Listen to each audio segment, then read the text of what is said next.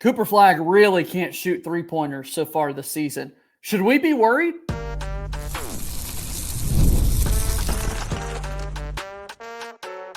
You are Locked On Blue Devils, your daily podcast on the Duke Blue Devils. Part of the Locked On Podcast Network, your team every day. Hello, everybody. Welcome on into another episode of the Locked On Blue Devils podcast. My name is JJ Jackson. Excited to have you here with us today on Friday, December 13th, 2024. Locked On Blue Devils is your one-stop shop where we discuss everything going on in the life of Duke athletics. On today's show, we've got a worry meter, a scale of 1 to 10 on a variety of different topics. How worried should we as Duke fans be? Our pal Kevin Connelly from Ball Durham is going to join us on the show to discuss all of this and so much more. If you have not done so already, please be sure to follow and subscribe to Locked On Blue Devils for free, wherever it is that you get your podcast. Make sure that you check us out, leave us a 5-star rating and written review on the Apple Podcast platform. You can watch the show each and every day on YouTube. I ask that you like these videos, subscribe to our channel, share it with your friends, continue growing this Locked On Blue Devils community. Over the course of the weekend, not a whole lot going on. No Duke basketball, no Duke football as well. So catch up on all the latest Locked On Blue Devils episodes to get you set for the days and weeks to come. Without further ado, the aforementioned Kevin Connelly is here with us. We're talking Cooper Flagg. We're talking Duke basketball, and we've got a worry meter that we're going to bring out here. And we want to talk about the three-point shot for one Mr. Cooper Flagg. He's shooting 22% from three-point range on the season. This is the number one overall pick in many people's eyes going into the 2025 NBA draft. And I look at this, Kevin, and I don't know how you can't be a little bit worried, because we look at this, we're now 10 games into the season. You know, we're a third of the way through in so many ways, and 36 shot attempts already from the outside for Cooper Flagg. Some of these shots just aren't falling, man. Yeah, you know, JJ, and thanks for having me on again. It was something I even talked about earlier in the season that was a concern for me. Wrote an article about it, and we kind of even talked about it when we had that, in my opinion, that electric conversation between me, you, and Jordan. Yeah. And kind of I said, yeah, Cooper Flagg has to get better shooting the basketball, and your YouTube viewers can see it right there. 22%, 8 of 36. He's taking a good amount per game too. You see it right there, 3.6 attempts per game. In my article that I think I published right around Thanksgiving, maybe even a little bit before that, I even went back to the exhibition games to see how he shot the three-point ball in those exhibition games, and that even wasn't that great. So I think it's definitely a concern, because even when you look at the NBA, they value shooting, right? When you look at the NBA game nowadays, your point guard to your center has to be able to shoot a three-point ball and has to be able to shoot it respectably for defenses to try to open up the floor in your offense. And you've even kind of seen it right now with Duke, especially in that Louisville game. Teams aren't guarding him out there. They're expecting him to drive. They're going to say, all right, Cooper Flagg, you are such a talented player, and you're so good from the three-point line and in. We're going to get a head start defensively. We're going to cheat, and we're going to play off of you to try to give us more time to recover, because we don't think, number one, you're going to take a three-pointer, and number two, if you do, the odds say you're not going to make it. So we're going to make you beat us with your three-point shot, or we're going to make it very difficult on you to score inside the paint and get to the basket. And I think Pat Kelsey, who is a really great tactician in this game, he did that against with Louisville against Duke. And I think you're going to see a lot of teams going forward now that have really good athletes and good defenders in ACC play. They're going to do that a lot more too to them. Well, we're just going to be some worry warriors today throughout the course of the show, because I want to talk about this Cooper Flagg shooting like we are here, and thinking about ways that maybe this could get a little bit better, because what we are seeing for him in particular is that other parts of his game are not suffering, right? We're seeing a very productive Cooper Flagg on both ends of the floor, coming off a game in which he only scores 6 points, has 8 rebounds, a ho-hum effort against Incarnate Word, because that's all that Duke needed from him, truthfully, in a game like that. But you go to the Auburn game, and Duke does not win that basketball game if Cooper Flagg is not on the floor playing for them. And it was not his three-point shot the reason in which Duke was successful in that game in particular. So very clearly, a great basketball player, getting a lot done, still deserving of, I think, that top overall spot. But it would be awesome if we're able to see him step it up. I got a chance to see him a little bit earlier this week at that game in person against Incarnate Word, and everybody's letting us know in the comments after each of these videos, look at him in warm-ups. He's never missing. It's incredible. And that's a good positive sign for me, Kevin, that clearly Cooper Flagg is aware of this. He hasn't stopped working on that jump shot in so many ways, and hopefully it's just something that's going to come. It's going to turn the corner at some point. Well, I think that even makes his season a little bit more impressive, that it's come basically without a three-point shot, an average 16 points per game and 9 rebounds and almost 4 assists and whatnot. And when you look at these big games he's had against these really good teams in Kentucky and Kansas and Arizona and Auburn, like he's done it all without a three-point shot. And I think that even makes things more impressive for how he's played this season. 10 games played, 8 three-pointers made. That's less than 1 per game for Cooper Flagg. So if we were to put it out there, Kevin, a 1 to 10, 10 we're incredibly worried that this isn't going to get much better. 1 being like, yeah, this is going to be fine. What number would you throw out there for his three-point shot? Honestly, I'd give it a 7. Okay. I'd really give it a 7 because the way you said of people saying, watch him in warmups, he makes shots in warmups. I'll tell a little bit of a story. Also, I'm covering St. John's, and St. John's played Virginia earlier this season, and someone who Duke fans are very accustomed to, TJ Power. Yeah. A noted lights out shooter, didn't really show it that much in his freshman season with Duke, jumps in the transfer portal and goes to Virginia. And you kind of hear the same thing about TJ Power, how he never misses in practice. If you look at him in warmups, he is incredible. He's making all the shots. And then the game comes on and he can't make a shot. And he's really struggled this season for Virginia. I was actually watching some of that game last night where they were struggling with Bethune-Cookman for a while. And tough look for Virginia, tough look for the ACC. Yeah. I mean, and you look at TJ Power, he's averaging 2 points per game this season, and he's shooting kind of similar to Cooper Flagg, 26% from three-point range. He's 6 of 23.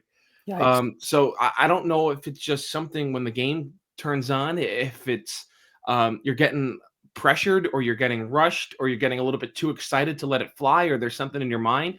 But not to compare TJ Power and Cooper Flagg as players, because obviously Cooper Flagg does so many other things at an elite level. But the three-point shooting is a concern. And on a scale from 1 to 10, I think I'd put it right now at 7. 7's fair. That's kind of where I'm at. Not quite ready to go higher than that, but need to get this thing turned around, I think, for Duke to ultimately be truly successful, truly elite on offense. The defense is going to bring it each and every night. But Mike, what does this offense look like if you do have even 35% shooting from 3 for Cooper Flagg, Kevin? Like, geez, that would be unbelievable. Well, yeah, I think that was kind of the expectation coming into the season, right? Nobody expected Cooper Flagg to be a 40% three-point shooter or beyond. I think reasonably we all said if he could be a 35% three-point shooter, it would be amazing because of kind of what we thought was going to be around him and all these great shooters. And now sometimes it's shown and sometimes it hasn't shown, like Con Kneppel and Tyrese Proctor and Caleb Foster. We all thought these guys were going to be shooting the lights out of every gym they stepped in. Yeah. Now you add an Isaiah Evans into that, who maybe has become this team's most consistent shooter all of a sudden, with another great performance against Incarnate Word after being quiet against Louisville. So I still think there is hope that Cooper Flagg will maybe get up to 30% as a three-point shooter this season. And if he does, that shows really a great improvement, because if you're at 22%, you're going to have to make more than you miss to get up to 30%. And kind of now, as we get a little bit later into the season, late December, January, February, if you start hitting those shots more consistently, almost like Paolo Banchero did during his season, and you become more consistent of a threat from the outside, that'll only serve this team a lot better going into the deep parts of the season. Prove us wrong, Cooper. Just go ahead and prove us wrong. We certainly hope that that's the case here moving forward. All right, let's go ahead and we'll talk injuries. And Maliq Brown is kind of the latest to pop up on the injury report for Duke. How worried are we? How concerned are we that this could be a much bigger thing? That in just a moment here on Locked On Blue Devils. Locked On Blue Devils here today is brought to you by our friends over at FanDuel. It's America's #1 sports book. Get ready to tackle the NFL action with FanDuel. Right now, new customers can bet $5 and get $150 in bonus bets if you win. The FanDuel Sportsbook app gives you everything you need to place live bets on the NFL all in one place. We saw an exciting Thursday night football game last night. If you don't love offense, it was the game for you with the Rams and the 49ers. When you get a hunch in the middle of the game, you can check out the latest stats, view live play-by-play, and so much more on the same page where you place your bets. How about this? When we're looking at FanDuel right now, shout out to our Carolina Panthers. For the first time in nearly 2 years, they're favored in a football game going into Sunday's matchup at home against the Dallas Cowboys. FanDuel has the Panthers favored by 3 right now. Go ahead and visit FanDuel.com to join today. You'll get started with $150 in bonus bets if you win your first $5 bet. That's FanDuel.com. Never waste a hunch and make every moment more with FanDuel, an official sportsbook partner of the NFL and a proud sponsor of Locked On Blue Devils. All right, do make sure that you check out Locked On Blue Devils wherever it is that you get your podcasts. Thanks so much for making us your first watch and first listen each and every day. We're talking about the worry scale. We've got a worry meter 1 to 10. We'll get to the numbers here in just a little bit in terms of how we're feeling in this, Kevin. But Malik Brown has sprained his toe, according to head coach Jon Scheyer. Not a good spot to be in. Anytime you're not able to play in games. He misses his first game of the season earlier this week against Incarnate Word, officially listed as day-to-day. What is that kind of level of concern for you in regards to this injury? You know, it's kind of interesting, right? Because you hear a Duke big man and a lower leg injury, and you automatically alarm bells are going off in your mind of like we've been here before. Exactly. But this is one I'm not really worried about. I would say it's a 2 right now. Obviously, I believe it happened in the Louisville game, so that's December 8th.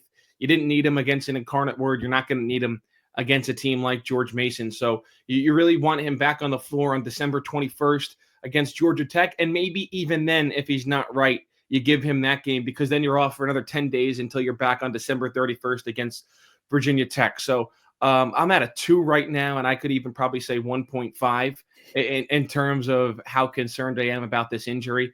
I think if he does not play against Georgia Tech, then you could probably see that increase to like a 4. Right. And then if he were ever to miss the game against Virginia Tech, it would probably go up to like a 6. So right now, not really worried at all about Malik Brown. I'm there with you because even in that Louisville game, when this injury took place, he was able to make so many amazing plays throughout the course of that game, right? And it's not clear when exactly this injury took place, but late in the second half, he's got the breakaway kind of Euro step dunk that he's able to finish there, had it dunked the following possessions later. He's just so active defensively for this team. You see it there, 1.8 steals per game so far this season, playing over 20 minutes a contest. And really over the last few weeks, his playing time has gone way up. So that's great that earlier this week we were able to see Common Mile Watch Pat Gamba take advantage of his absence and play so well on their parts because Malik Brown has kind of taken away some playing time opportunities for those guys. So maybe that's the silver lining in all of this, Kevin. No, I think it definitely is, especially in games against Incarnate Word and George Mason. You want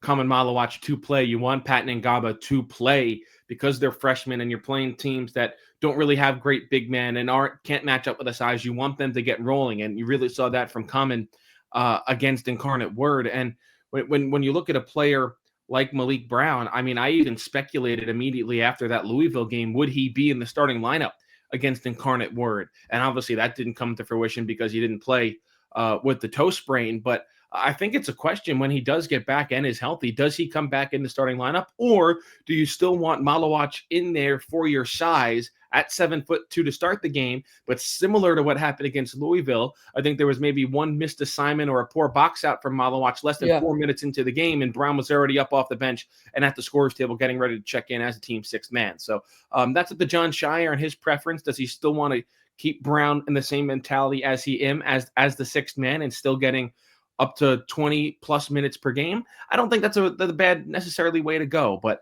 I'm not concerned right now at all about him missing time, especially with Georgia Tech coming up now in just over a week. Yeah, sixth man and the first Duke basketball player to ever wear jersey number 6. Duke, of course, is searching for their 6th national title. Hopefully that happens come April when we're looking at all of this. Offensively, we've seen a three-pointer made in that game against Kansas. He's just attempted 5 on the year. That's why you see him there at a 20% three-point shooter. We'll get to free throws here in just a moment for everybody involved. There's a little teaser for folks there. But I'm looking at what he does offensively, and getting Common Maliq involved is great. And this is an opportunity for Duke to get more accustomed to that. And maybe by doing so, that creates more of an offensive opportunity for Malik Brown as well, because what we've noticed so far this season, even the defense is what jumps off the page to you, certainly with what he's able to do. But in terms of making effort, making big-time plays, he's been a tremendous offensive rebounder. He's there around the rim a ton. I think there's reason to believe his offensive numbers could greatly improve throughout the second half of the season. Well, I think that's certainly the case, but I don't think you're looking at him to be an offensive player with all the weapons that you have on the floor. I think if he continues to be that's fair. Yeah. As rock solid defensively as he has been, I think he could be the runaway candidate for the ACC Defensive Player of the Year, and a candidate when you look up in February for the National Defensive Player of the Year. That's how good he's been. Now, a little bit curious on how that works in terms of minutes played and games started and so on and so forth, but I think it's certainly there for the conversation. But yeah, I think, would you like to see him a little bit more involved on some putbacks and stuff around the rim? Yeah, he's not going to be a player that Duke's going to throw the ball down in the low post to and post him up like you would hope Maliq can be at some point this season. But I think right now you're not worried about Malik Brown and his offense when he's out there on the floor with guys like Tyrese Proctor and Cooper Flagg and Kevin Connelly. In 9 games this season, Malik Brown has attempted 9 free throws. He's made just 3 of them on the year. It's a big look at free throw shooting for the Duke basketball team in particular. How worried are we? That's coming up here in just a moment on Locked On Blue Devils. All right, our show today is brought to you by our friends over at GameTime. GameTime is the place that you need to go to find all of the best tickets. It's got a new feature called GameTime Picks that makes getting tickets to see your favorite teams play live even easier. GameTime Picks filters out the fluff to show you only incredible deals on great seats, so you don't have to waste time searching through thousands of different tickets. It makes it so much easier to save more on sports, concert, comedy, theater events, and so much more. The all-in pricing is the best feature on the app, where it'll show you the total upfront. You're not going to be surprised at all with any fees at checkout. It's the lowest price guarantee, or GameTime's going to credit you 110% of the difference. Take the guesswork out of buying tickets with GameTime Picks. Download the GameTime app, create an account, and use code LOCKEDONCollege, LOCKEDONCOLLEGE, for $20 off your first purchase. Terms apply. Once again, create an account, redeem code LOCKEDONCollege for $20 off. Download GameTime today. What time is it? It's GameTime, a proud sponsor of Locked On Blue Devils. Okay, worry meter time once again. Talking Duke basketball with my pal Kevin Connelly of Ball Durham. And now we want to look at the free throw shooting numbers for this Duke basketball team. We'll kind of call some of these out, but we've got it displayed on the screen right now for our YouTube audience. Duke as a team on the year is shooting 73% from the free throw line. Malik Brown, we just mentioned, 3 of 9 of the guys playing a ton of minutes. That's the worst by anybody out there for the Duke basketball team at 33% on the year. Caleb Foster's a 58% free throw shooter. Flagg at 73. Sion James and Tyrese Proctor, they're at about 76. Maliq, an 81% free throw shooter. Isaiah Evans is 85%. Kevin Connelly, 95. And Mason Gillis is yet to miss a free throw so far this year for Duke. Talk to me about free throws, Kevin, the freebies. You know, it's kind of interesting, right? Because when you look at the overall numbers and being a 73% free throw shooting team, not the best. I mean, if we're being honest, not the best, but like they miss free throws in critical spots. That's the problem. Now, everyone can look back at the Auburn game and see how many missed free throws, and that easily could have come back to bite them if not for Tyrese Proctor's heroics with that three-pointer at the shot clock was set to expire late in the second half. But they miss in critical spots. I mean, you look at Cooper Flagg, couple of misses in those big games against Kansas and Kentucky. I think if you're looking at one single player, it's Caleb Foster. That kind of surprises me the most, being a 58% free throw shooter at 11 of 19. That's kind of very strange to me. I think, is there some cause for concern? Yes. On a scale from 1 to 10, I'd probably put it at about 5 or 6 right now. Let's go with 6. Let's go on a little bit of a high side just because I think they're missing them in critical spots. And we'll see if that carries over to ACC play. Yeah, that is going to be the big question is, can it carry over into league play? And can you make sure to knock them down in the tight games when you need to? Because to your point, in some of these efforts, if Duke would have just made free throws, they wouldn't have won. Every team in America can do this, but I do think it is so important to kind of take a look at where everybody is at individually. And then beyond that, when you look at free throws, last year's team goes all the way to the Elite Eight. They are competitive throughout the entire season in the ACC, and last year's squad was attempting 21 free throws per game. This year's squad on average is shooting just 17. A lot of shot attempts from the outside for this Duke team, who's shooting just 35% from three-point range on the year. So I think that's a big reason as to why those attempts are down. But if more attempts come, maybe that percentage would also climb a little bit for this Duke team, Kevin, so that they can get more into a rhythm of the game if they're able to get a couple of freebies. Well, you're right. I think that's kind of the philosophy of the team right now. It seems like they fall in love with the three-point shot very easily, and you saw that against Louisville, and then finally they're able to go inside midway through that second half, and that's when that run sparks, and they're able to come away with a victory there. And kind of saw the same thing against Incarnate Word in that first half a little bit, where it just felt like early in that game it was a lot of three-point shot attempts on each possession, and then you finally go inside in the second half, and that's where you're really able to expand upon your lead. I will say that the one thing, and Duke fans know this very well, is when teams struggle at the free throw line, it always seems like it's going to come back and rear its ugly head in the most important games of the season. And I think the two teams that really exemplify that the most are the 2018 team, I think it was, with Zion Williamson and RJ Barrett. I think that was a team where you just felt like free throws are going to end up costing this team its season, and they eventually did in that Elite Eight game against Michigan State, where you're not able to make free throws late. And the same thing with the 22 team, and Mark Williams misses a couple of free throws late in the game against North Carolina. Caleb Love comes down, hits a three-pointer, and there's your chance at winning a national championship. So I do think those 2 years probably stick out above the rest in terms of missing free throws and saying a team has to get better at shooting free throws, or this could happen. And I think this team could be right up there because they're just as talented, maybe not if more talented than those other two teams, but ultimately free throws were a major part of their undoing. I'm at a 5 right now, Kevin. If I were to put a number out there on our worry meter from a 1 to 10, part of that too is just when I look at these percentages, the top 3 guys in free throw attempts per game for Duke that are playing a ton, because right now Darren Harris is 3rd on that list, but it's Cooper Flagg at over 5 free throws a game, Sion James, and then Caleb Foster. Caleb Foster and Con Knippel tied there in free throw attempts at 2 a game. That's the concerning part for me, is that some of the more susceptible free throw shooters right now are the guys who are shooting the most.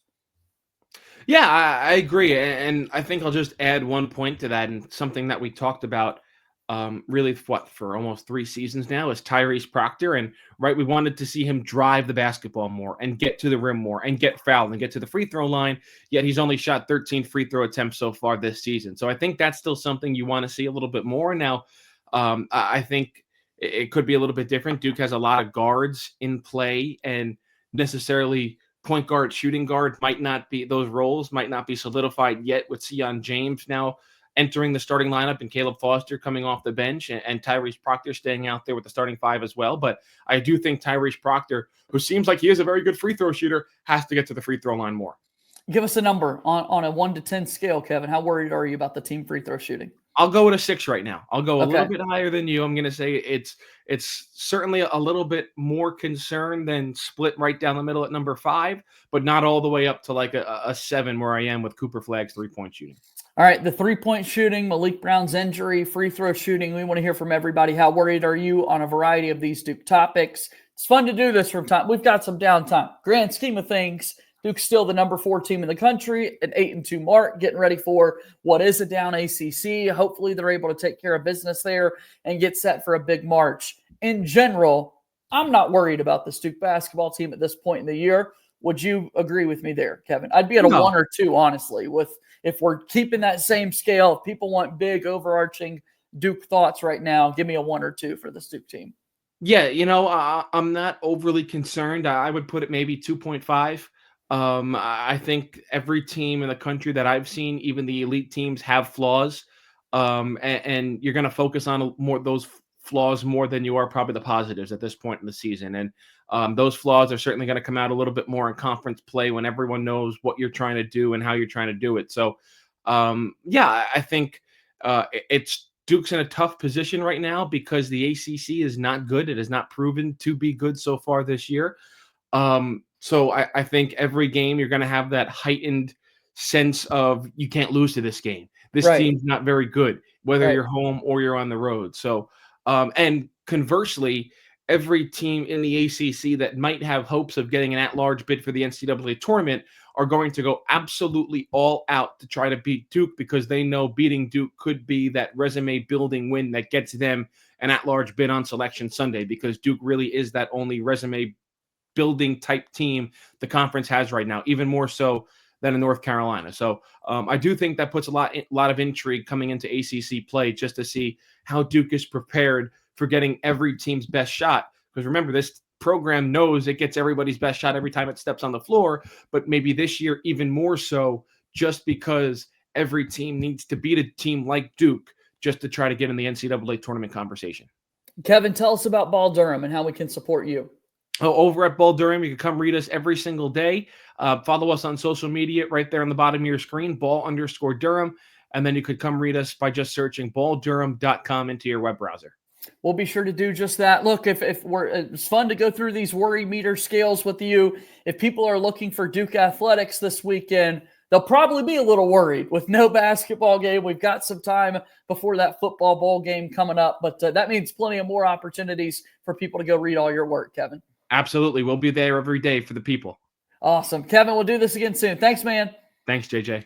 That's Kevin Connelly joining us here on today's episode of Locked On Blue Devils, and that brings us to a close here on the show and here on this week of Locked On Blue Devils. Thank you always for your support. Be sure to subscribe wherever it is that you get your podcasts. Leave us a 5-star rating and written review. It's a 5-star Friday. Give us some love. We certainly would appreciate you doing just that. As always, go Duke. I'll talk to you tomorrow. My name is JJ Jackson. Thank you and good day.